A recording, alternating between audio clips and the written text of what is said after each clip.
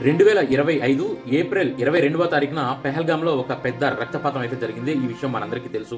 సుమారుగా 26 మంది ఇండియన్స్ ని ఈ టెర్రరిస్టులు ఎవరైతే ఉన్నారో వాళ్ళు హతమార్చడం జరిగింది. కానీ భారతీయ సైన్యం మౌనంగా కూర్చునేది కాదు.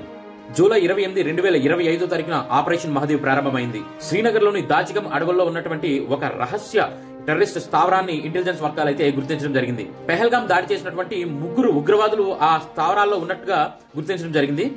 భారత ఆర్మీ, సిఆర్పిఎఫ్, పోలీస్ బలగాలు చాలా సైలెంట్ గా ముందుకు సాగడం అయితే జరిగింది. ఈసారి వాళ్ళని అడ్డుకునే పరిస్థితి కాదు, వాళ్ళని అంతం చేసే పరిస్థితి వచ్చింది. వాళ్ళతో ప్రత్యక్షంగా పోరాడే సమయం. ఒక్కసారిగా కాల్పులు మొదలయ్యాయి. 3 గంటలు సాగినటువంటి ఈ అటాక్ లో ఆ 3 తీవ్రవాదులు కూడా మరణించడం జరిగింది. వీరిలో ముఖ్యుడు హాషిమ్ ముసా అలియా సులేమాన్ షా. ఈయన పాకిస్తాన్ ఆర్మీలో ట్రైనింగ్ అయినటువంటి లష్కరే తోయిబా సభ్యుడు. అతడే మెయిన్ మొన్న జరిగినటువంటి పెహల్గాం దాడికి మెయిన్ సూత్రధారి ఆయనే. మిగతా ఇద్దరు హంజా అఫ్ఘానీ, జిబ్రాన్. వీళ్ళిద్దరూ కూడా సోన్మార్గ్ టన్నెల్ దాడికి సంబంధించినటువంటి ఉగ్రవాదులు. వీరిద్దరూ కూడా ఈ విజయానికి మద్దతుగా నిలిచింది satellite phone tracking and intelligence network. ఇవి వారిని కనిపెట్టడానికి మాత్రమే కాదు, సరైన సమయానికి దాడి చేసి వాళ్ళని మట్టుపెట్టడంలో కీలక పాత్ర వహించాయనే చెప్పొచ్చు. ఇది భారత్ ఇచ్చిన గట్టి బదులు. ఇది దేశానికి దెబ్బతీసే వారికి చివరి హెచ్చరిక. ఆపరేషన్ మహదేవ్ అనేది భారతదేశపు ఆత్మ గౌరవ విజయం, ఒక దేశభక్తికి గర్వకారణం. ఈ వీడియో నచ్చినట్టయితే లైక్ చేయండి, కామెంట్ లో జై హింద్ అని కామెంట్ చేయండి.